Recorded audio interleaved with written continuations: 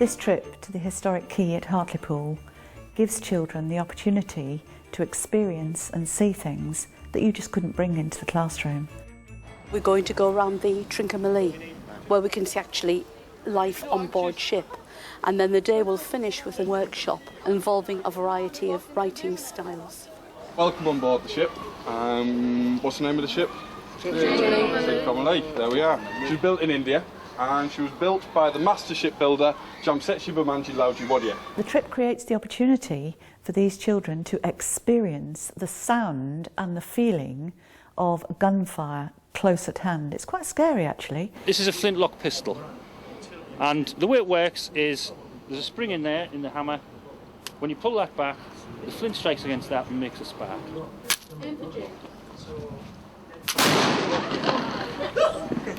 Now we go to a musket, and it's a lot heavier and it can throw a ball a lot further. So, in order to fire this, you need at least 2 teeth to open the cartridge. We find it open, and then we pour into the pan. Close the pan, bring it about as it's called, and then we put the rest of the powder in. Brace yourselves. Nobody jumped except me. It's all very well saying, you know, the gun's made a noise, but when you hear the noise from a single pistol. So we're making sure the cannon's empty.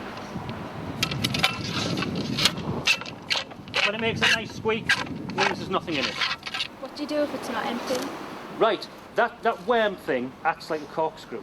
So if you keep turning it, you'll get anything out that shouldn't be in there. Right, are we ready? No. 1, 2, 3, shoot! Yeah? The whole experience within that quay and seeing these artefacts just can't be recreated in the classroom. You certainly can't recreate a cannon firing and a gun firing close by as they do in here. To challenge somebody to a duel, it was known as throwing down the gauntlet. And what you would do is this. So I need to accept his challenge now, don't I?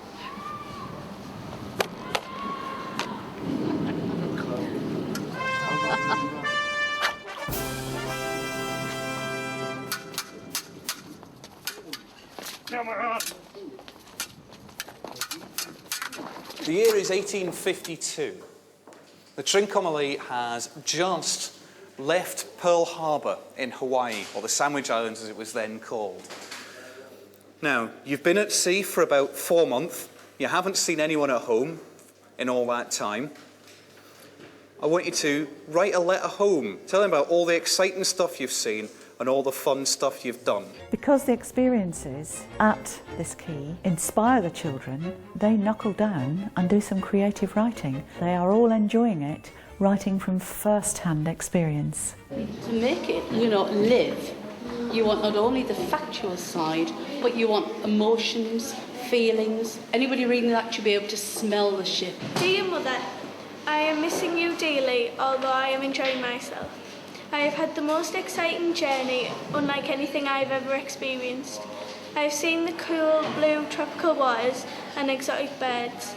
I have spotted the palm trees across the horizon and felt the warm breeze of Sandwich Islands across my cheeks. I think that secondary children need a very definite focus, and they actually need to know what's in it for me. Why am I doing this? What is the purpose of this? And therefore the academic bias that's given during this trip helps to bring them back to reality and what they're actually there for. I've had lots of exciting adventures. The ship is terrible to be on, and it smells bad and is very crowded. Tears stung my eyes and I felt warm water for the first time in years. I hope to see you soon. Love, always, George. The written tasks that they were given to do produced some excellent responses. They've learned how to use historical fact, but combine it with the feelings of the sailors on board ship.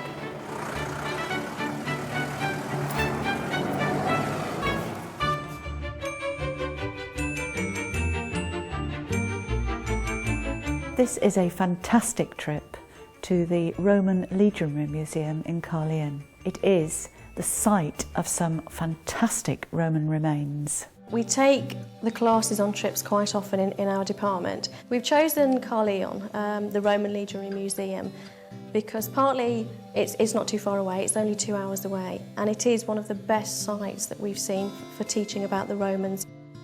It has 4 sites and it's quite varied. You've got some sites outside, you've got the museum, you've got the Roman baths, and it really is a fun-packed day. The children don't get bored, there's something going on all the time, and it's a really good example to highlight some of the things that we're doing in school. Organisation and preparation is the most important thing.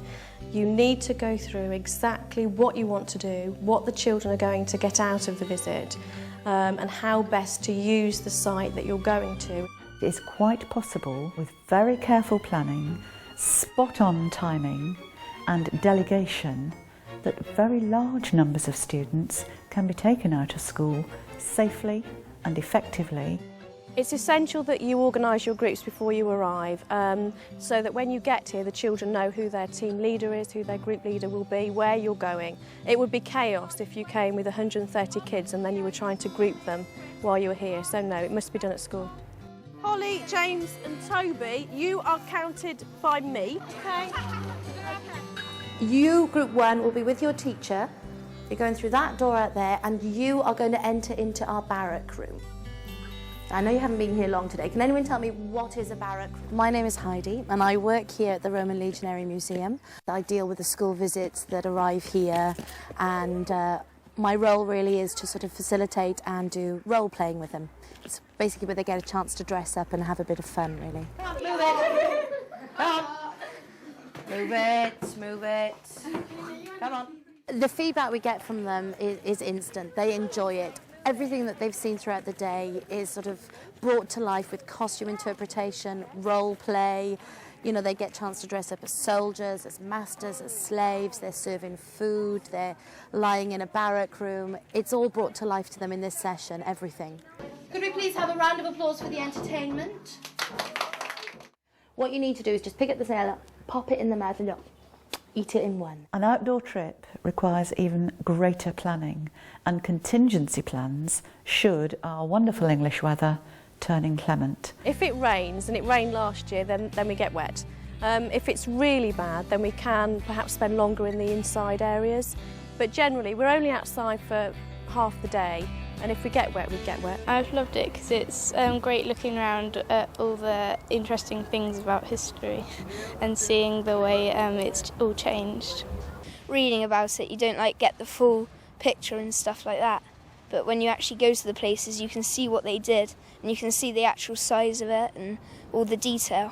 The trip was really good today. They got loads out of it. They've had a thoroughly good day, and they've learned an awful lot, which we can actually take back to the classroom.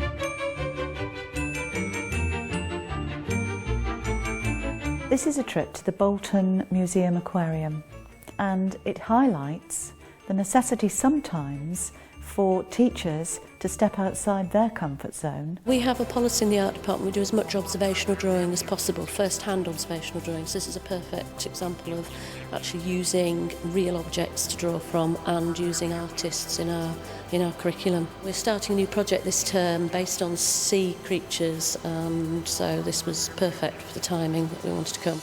To be able to study alongside the students with an expert and look at different aspects of the art and the subject that you are immersed in is so refreshing and reinvigorating when you get back to the classroom. Well, the first activity this morning is to get the pupils to look at the things in the exhibition, to try and develop their observational skills and experiment a little bit with different media. A bit freer, I think, yeah? We'll try and have a look at the different surfaces as well and the detail on them. 1-minute drawings. Quickly as you can. During the pre-site visit, it's really important to negotiate what your expectations are and what you want the outcomes to be for that group of students. We are the customers and they're supplying that need, and they're only too happy to tailor-make something to those specific requirements. Second activity, we're down in the aquarium and the pupils are drawing live fish. Obviously the difference between here and upstairs is that the fish are moving and the drawings should look very different. It's still based on observation, but trying to capture the feeling of movement and action rather than detail and a static object.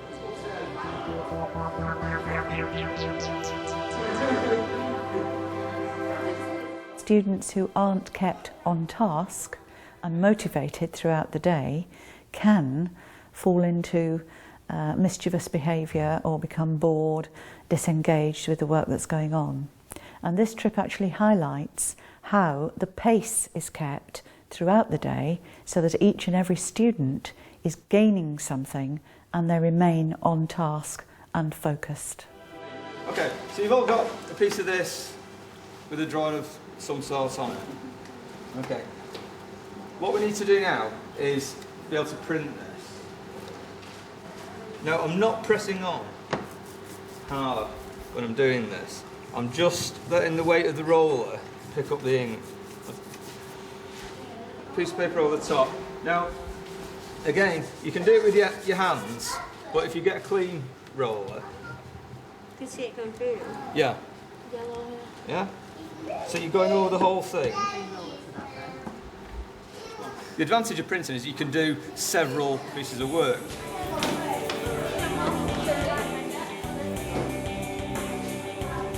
Thing where you can see where it's patchy. Just use the flat of your hand like that. Don't press on too hard again.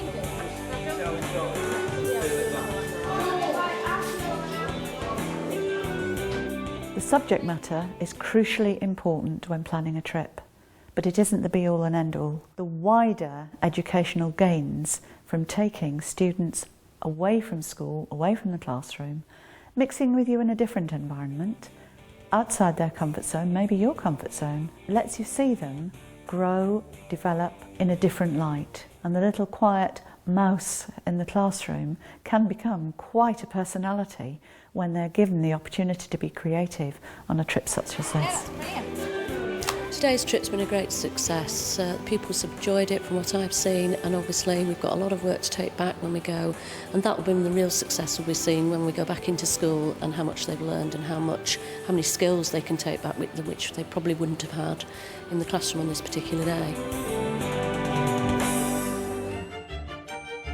It's very important when planning a trip that it does have a relevance, and particularly with secondary school students, they have got to have the what's in it for me factor. Why is this relevant? What part of the curriculum will I need this for? What about the future? How am I going to use this when I get back into school? So all these things have got to be thought through very, very carefully when planning the trip.